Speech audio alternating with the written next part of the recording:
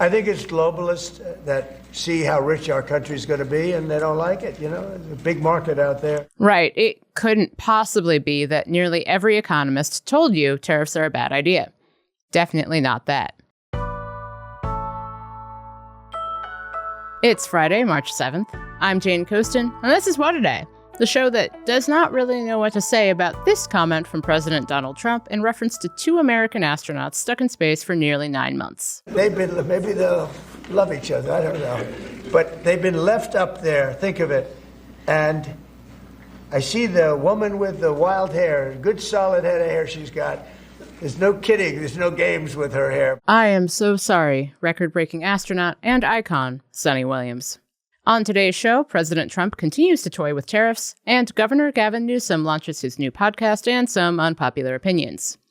But let's start with the states. Where you might live. Or maybe not, if you're an international listener, in which case, thanks for listening, and also, we're working on it. Anyway, there are 23 states with Democratic governors, and under the Trump administration, they have been tasked with what feels like an almost impossible challenge.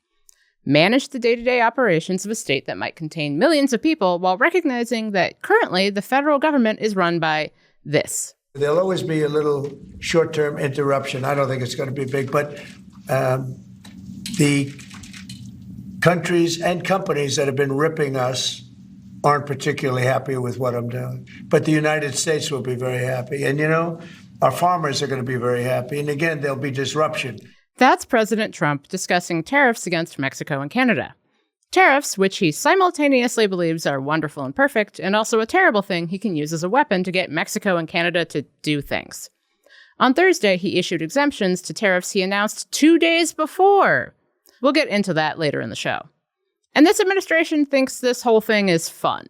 As one senior official told Politico anonymously on Wednesday, quote, "It's the greatest show on earth. We'll put tariffs on tonight, but tomorrow we'll tell you we may negotiate and take them off. But stay tuned because you never know what tomorrow's gonna bring. Thanks. I hate it."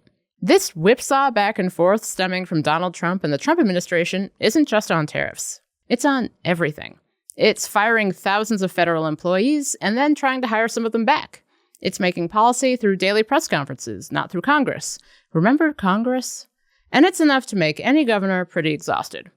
So to find out how the governor of one of our most populous states, and one Trump has a very keen interest in, is handling our batshit era, I spoke with New York Governor Kathy Hochul. Governor Hochul, welcome to What a Day. Thank you. Great to be here today. So we're just a little more than a month into Trump's second term. After Trump won in November, you said you were ready to work with the president where possible. How have your feelings changed since inauguration?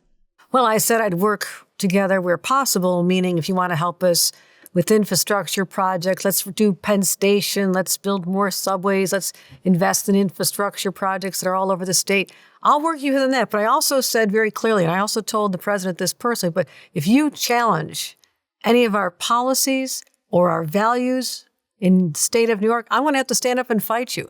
So we're in that place. I had hoped the honeymoon would go a little bit longer. We're just working together, and clearly it didn't. So this is where we are, and I have a responsibility as the leader of this state to fight back when I feel we're under attack, and we are under attack. Yeah, and I think one of the examples I keep thinking about is his efforts to block congestion pricing in Manhattan during peak traffic hours. You've since spoken with Trump about it, but it speaks to a bigger issue to me with Trump, which is that he will insert himself anywhere where he sees a political opportunity, even when it's like, this isn't your job. So how do you work with an administration like that as a governor? I'm trying, but here's where we are. Something like congestion pricing. I think about the fact that, the Trump administration believes it should be up to the states to determine whether women can control their own bodies, right, when it comes to reproductive rights. But they're telling me as a state that I can't control my own damn traffic. So they are so wildly inconsistent. I feel like this is a whiplash administration. Call the medics. We're all getting whiplash because we're going back and forth. There's tariffs on, there's tariffs off. There are firings on, there are firings off. It's almost incomprehensible, but I think that's part of the strategy. So we cannot be sucked into this moment by moment reaction because, number one, I think we'll lose our credibility with the voters, that we're just reacting all the time. We have to have a consistent message and pick our fights. This is important. So my fights have been defined. You're coming after congestion pricing, you've got to fight. You're coming after Medicaid, I'll take that fight on. And tariffs. My God, I just had a roundtable with farmers from all over New York, and they cannot believe what is happening to them. And now education department, I mean, it's unrelenting. So I'm not going to hit on every single thing, but my God, there's a lot to deal with it. Right. And, Trump campaigned on some of the very issues you're talking about, tariffs, ending the education department, and people voted for that. Even if I don't know if they really thought it would actually happen. I still think people think that Trump is always in negotiation mode. But does there come a point where you say the gloves are off, there is no real upside to working with this administration? Where do you draw the line? I will still hold out hope. There's some areas there can be common ground. Again, infrastructure is really important to us. I need to protect the Chips and Science Act because I have a whole semiconductor manufacturing industry in New York and innovation that I want to continue to harness and create the thousands of jobs that are coming. So those are areas where I have to be persuasive and say, can we just leave this alone? Because these are your voters. I mean, you kill offshore wind, guess what? That's thousands of jobs on Long Island, and they voted for you. These farmers were your voters. So it's my job to remind everybody, like, maybe you didn't think it would be this bad, but it really is. And how we deal with this? Go to your Republican members of Congress's offices. Flood the zone yourself. Bring parents and kids and teachers on something like the education cuts. This is how we start really letting people know how disappointed we are, those who may have voted for him. But also, we saw this coming, and I have to let the consequences be felt, or else people won't be changing their behavior in 26 and again in 28. We've been talking about that flooding the zone concept a little bit, and Transportation Secretary Sean Duffy posted a video on Twitter last week that featured 5 men bashing congestion pricing. And I know lots of New Yorkers, including a lot of New Yorkers I know, support congestion pricing. My question for you is, the Trump administration is very skillful at using the media and social media to project the narrative they want on issues like this. And it feels like Democrats don't really have a way to meaningfully counter it besides like fact-checking. Is that a problem that you see? And what do you think Democrats can do better to counter the way the administration floods the information space? No, you just have to take the gloves off and jump in the arena. If you look at a press conference we did as soon as Donald Trump literally tweeted that, "I've just killed congestion pricing, long live the king." I went into the subway, put on my subway jacket, and I said, we have not labored under a king in this country in 250 years. And we're not about to start. And I referenced something that you may or may not be familiar with, the old Rambo movies. You talk about first blood. I wasn't fighting until you drew first blood. And now I have to give a response back. And it's going to be tough. We're not going to sit on the sidelines. We cannot. We must engage in this fight. And the voters need to see that we're standing up, issue by issue, where it affects us directly. And you talk about things like affordability. My God, he promised that the prices would go down on Inauguration Day. I have an apartment in New York City. I go to the store, toothpaste is $12 for a little tube. The eggs are now $11 in New York City. They didn't go down. They went up 20% since Inauguration Day. So I'm working on affordability. I have found a path to put up to $5,000 back in New Yorkers' pockets in my budget, $1,000 tax credit for little kids, a middle-class tax cut, making sure we can give an inflation rebate because we collected a lot of money in sales tax. I'm giving it back to New Yorkers. This is the message that Democrats have to use all across this country.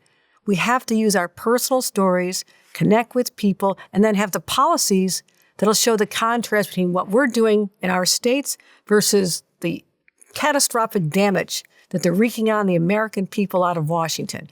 Yeah, and it's been interesting because I think Trump believes that there will be no consequences. And you see this on tariffs, where he thinks going back and forth and back and forth and back and forth is just fun entertainment. But what does it mean for a state like New York, for New York farmers, to have the White House going back and forth on huge trade issues like this? It's maddening, not just for the farmers. I did a roundtable in Buffalo, my hometown, right on the border with Ontario. And there's so much commerce that crosses our borders. In the North Country of New York, there's a French-Canadian company that manufactures our subway cars. They're going to be using steel and aluminum. The energy cost, the cost of that are going to go up. And also I got a letter from the Ontario Premier. Said, sorry, but our energy costs are going to go up 25%. We get electricity from Canada. Our costs just went up 25%, or they say they may end it altogether. So the scale of the pain we're going to feel because of these policies from the Trump administration are hopefully going to get people to start changing how they behave, how they act, who they vote for. But again, this ping-ponging back and forth and the whiplash we're getting, it is damaging to our economy. I don't know who benefits from this. I still don't know. I also don't know. But you mentioned a couple of times that people need to understand the consequences of what they voted for. But also, like, for many people, especially people who didn't vote for this is their livelihoods. This could be the difference for getting food on the table for some people. So what can the state of New York do to provide some sort of stability? No, that's exactly what I'm doing. That's why I invested $7 billion in childcare and these additional tax credit for families with little kids. I'm trying to find ways to put money from the state back in their pocket so they can pay that utility bill without stressing out, or their student loan payment, or their rent or mortgage payment. I'm laser focused on this, and I didn't need an election in November to tell me that people are feeling a lot of pain. But it is heartbreaking to see that despite what we're doing, so much is going to be counteracted by the Trump administration. That's the message we have to get out loud and clear. Don't blame the Democratic governors. We're in the fight. We need Washington, though. I get $96 billion from the federal government every year through many, many programs. I cannot make that up. I cannot find the ability to compensate for that loss. We need a federal government that stops hurting its people, starts realizing you have a responsibility to help people. I want to ask a little bit about what Democrats can do about it, because it feels like Democrats' current reliance on the federal court system to try and limit Trump's agenda is risky. I know there aren't a ton of options, but the fact of the matter is that the big cases will make their way to a Supreme Court with a conservative supermajority that seems ready to grant Trump extraordinary power. So how else can Democrats at the state level push back on Trump outside of the courts? Prove that Democrats know how to govern at every level of government. Have people start to rely on us, look to us for leadership, and we can show an incredible contrast. Yes, we'll use the courts. We're using the courts already. That is one option, but I don't know if I can always count on that. Again, focus on elections as well to convince people that we're the ones that help you. But I think we've seen a bunch of polls recently that people have a dim view of Democratic governance right now. They're not feeling great about the Democratic Party. How do you counter that? With success, with accomplishments, and better messaging, no doubt about it. Stop explaining everything. Stop talking down to people. When I come from Buffalo, a blue-collar town, my parents used to live in a trailer park. I can communicate with people. I'm happiest in a diner any day of the week. We have to get off this pedestal that we think we're better than everybody else and start connecting and looking human. You know, throw on a denim jacket and walk around with a pair of sneakers. Be real, be human. And don't be so detached from everybody. I think we can make that connection. I really do. I'm not giving up on the Democrats, and I'm not giving up on the people of this country. I will always have faith in them. Governor Hochul, thank you so much for joining me. Thank you. We'll get to more of the news in a moment, but if you like the show, make sure to subscribe, leave a 5-star review on Apple Podcasts, and share with your friends. More to come after some ads. Today's episode is sponsored by Acorns. Acorns is a financial wellness app that helps you take control of your money with simple tools that make it easy to start saving and investing for your future. You don't need to be an expert. Acorns will recommend a diversified portfolio that matches you and your money goals. And you don't need to be rich. Acorns lets you get started with the spare money you've got right now, even if all you've got is spare change. Basically, Acorns does the hard part so you can give your money a chance to grow. Ready to take control of your money? Sign up now and join the over 14 million all-time customers who have already saved and invested over $25 billion with Acorns. Head to acorns.com/WAD or download the Acorns app to get started. Paid non-client endorsement. Compensation provides incentive to positively promote Acorns. Tier 1 compensation provided. Investing involves risk. Acorns Advisors, LLC, an SEC-registered investment advisor. View important disclosures at acorn.com/WAD. We want them to keep the good people.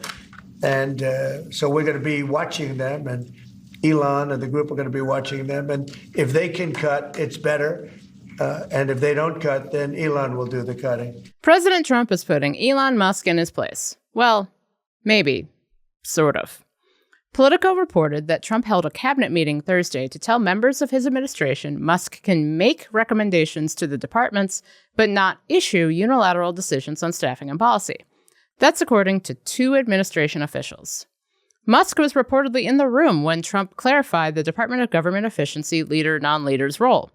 Trump followed it up by posting on Truth Social, quote, "I have instructed the secretaries and leadership to work with DOJ on cost-cutting measures and staffing. As the secretaries learn about and understand the people working for the various departments, they can be very precise as to who will remain and who will go." Musk didn't seem opposed. He posted on Twitter, quote, "Very productive meeting." Remember, according to the Department of Justice, he doesn't even run DOJ. Trump is walking back his beautiful 25% tariffs on Mexico and Canada. Again, you know, the tariffs that were supposed to go into effect last month, but were delayed until this past Tuesday, when they actually did go into effect for 2 whole days. The president signed an executive order Thursday to exempt goods that fall under the USMCA, the big free trade agreement Trump negotiated with Mexico and Canada during his first term. That accounts for about half of all Mexican imports and around 40% of Canadian imports. The order follows the White House's decision Wednesday to also exempt auto imports from Mexico and Canada from tariffs. However, Trump has kept in place an additional 10% tariff on Chinese goods that also went into effect Tuesday. This chaotic week for U.S. trade policy has driven major swings in the stock markets. Trump claimed that the drop in stock prices has nothing to do with his backpedaling, even though the stock market seems to be the one thing Trump actually cares about. He told reporters in the Oval Office that people are just jealous of the U.S. I think it's globalists that see how rich our country's going to be and they don't like it. You know, there's a big market out there. Right. It couldn't possibly be that nearly every economist told you tariffs are a bad idea. Definitely not that. Commerce Secretary Howard Lutnick said Thursday that the new tariff pause will last until April 2nd, the same day Trump plans to impose reciprocal tariffs on countries that tax imported goods from the U.S. Trump says he may end immigration protections for hundreds of thousands of Ukrainians who fled the war in their home country. Because it isn't bad enough that Trump has put a pause on all military aid to Ukraine. It's not enough that Trump ridiculed Ukrainian President Volodymyr Zelensky when he came to the White House and pleaded for support amid Russia's violent, 3-year-long invasion of his country. No, Trump has to punish people who fled the war-torn country too. Trump told reporters he's weighing his options during an Oval Office gaggle Thursday. Well, we're not looking to hurt anybody. We're certainly not looking to hurt them. And I'm looking at that. And there were some people that think that's appropriate and some people don't. And I'll be making a decision pretty soon. There are around 250,000 Ukrainians living in the U.S. with what's called Temporary Protected Status, or TPS. Revoking that status would put some of them at risk for deportation. Trump didn't seem to know what TPS was, though, when reporters asked him about it. What are you saying? The Ukrainians that are here in the U.S., they're under a TPS status. On GPS? TPS, temporary. Oh, I thought you said GPS. TPS. Yeah. Why would we be talking about GPS? Trump's comments undermined his own administration's claims earlier in the day. Reuters was the first to break the story Thursday, citing a senior White House official and 3 other anonymous sources. White House Press Secretary Caroline Leavitt had earlier tweeted that senior officials who spoke to Reuters, quote, have no idea what they're talking about. California Democratic Governor Gavin Newsom used the debut episode of his podcast, This is Gavin Newsom, to speak with right-wing influencer Charlie Kirk. An interesting use of time. Kirk is a conservative political activist and founder of Turning Point USA, a pro-Trump organization active on college campuses. He's been a vocal opponent of transgender athletes in women's sports, and Newsom said he feels similarly. Would you say no men in female sports? Well, I think it's an issue of fairness. I completely agree with you on that. Choice words coming from someone who has backed LGBTQ causes for decades. It was also a major policy break from his fellow Democrats, and a noteworthy one because Newsom is widely rumored to be eyeing a White House run in 2028. In the interview with Kirk, Newsom tried to temper his criticisms. There's also a humility and a grace, that these poor people are more likely to commit suicide, have anxiety and depression. And the way that people talk down to vulnerable communities is an issue that I have a hard time with. Speaking of talking down to vulnerable communities, Newsom's remarks were met with backlash from some LGBTQ advocates. California Assemblyman Chris Ward and State Senator Caroline Menjivar, who lead the state's LGBTQ caucus, said, quote, "We woke up profoundly sickened and frustrated by these remarks." It's the latest slight in an otherwise very difficult month for trans Americans. Since taking office, President Trump has issued directives targeting trans people who serve in the military, play school sports, and among other things are just trying to live their lives. And that's the news. One more thing. Former New York Governor Andrew Cuomo is running to be mayor of New York City. On Saturday, he made the announcement in a 17-minute video, which is about 16 minutes too long for an election announcement video. I believe I can help, and that is why I announced my candidacy today for mayor of New York City. I am a lifelong New Yorker, and I love New York. He's running against a host of Democrats, including the current mayor of New York City, Eric Adams. But due to a host of tiny little controversies, you might remember something about the DOJ dropping charges to maybe pressure him on immigration, Eric Adams currently has the popularity of stomach flu, and a majority of New Yorkers want him to resign. In February, Governor Kathy Hochul put limits on his power as mayor. We spoke to her earlier in the show. And right now, Cuomo is leading the pack. According to a Quinnipiac poll released on Wednesday, 31% of voters support his candidacy, the most of any of the candidates listed. But for the life of me, I cannot understand why. Okay, I do get it. Andrew Cuomo is a known quantity in New York and nationally. Remember those daily COVID press conferences? I like to start with just the facts. Just give me the facts. And that's what we do in this presentation. Here are the facts. No opinion. He was governor of New York for a decade. His dad was governor of New York for more than a decade. And in comparison with Eric Adams, Cuomo might seem almost normal. But let's talk about why Andrew Cuomo should absolutely not be the next mayor of New York City. First, let's remember why he stopped being governor. Because he was credibly accused of sexual harassment in a massive investigation launched by New York Attorney General Letitia James. The damning report, 165 pages long, including the testimony of 179 witnesses documenting a pattern of behavior from 2013 until at least 2020. According to the report, the allegations of sexual harassment against at least 11 women included unwanted touching, groping, and sexual comments. Cuomo even retaliated against one of the women he harassed, feeding damaging information about her to reporters. Cuomo maintained his innocence, but most Democrats, including President Joe Biden, said it was time for him to go. I stand by that statement. Are you now calling on him to resign? Yes. And if he doesn't resign, do you believe he should be impeached and removed from office? Let's take one thing at a time here. I think he should resign. Cuomo resigned on August 23, 2021. But the story doesn't end there. Because of a state law, the taxpayers of the state of New York have been on the hook for the cost of his efforts to defend himself, to the tune of $28 million. And those efforts have been, as a U.S. District Court judge described them, scorched earth. One accuser dropped her federal lawsuit against Cuomo. Her lawyer said he, quote, used every opportunity to harass our client with an astonishing number of invasive discovery requests and outrageous statements in pleadings to embarrass and humiliate her. Those requests even included gynecological records. But if you're thinking, okay, so Andrew Cuomo was credibly accused of sexual harassment in a massive investigation that led to his resignation, but that should be it, right? Oh no, definitely not. A second investigation by Attorney General James found that Cuomo undercounted the number of COVID-19 deaths in 2020 in New York nursing homes and tried to keep that information from state lawmakers for fear that President Trump would use it as a political cudgel. His team even rewrote reports to hide the death toll. Cuomo had become known nationally for those daily press conferences during the peak of COVID, but he downplayed nursing home deaths in those press conferences throughout 2020 and 2021. So here's where we are. We have a candidate for New York City mayor who was forced out of office because of allegations of repeated acts of sexual harassment. That same candidate also allegedly tried to hide deaths of the elderly and disabled during a pandemic. One of his accusers, Lindsey Boylan, told the Associated Press on Wednesday that her fight now was to keep him from ever becoming mayor. I wake up every day hoping that he'll find some ethics and some moral compass and decide that this is not the right thing for him to do.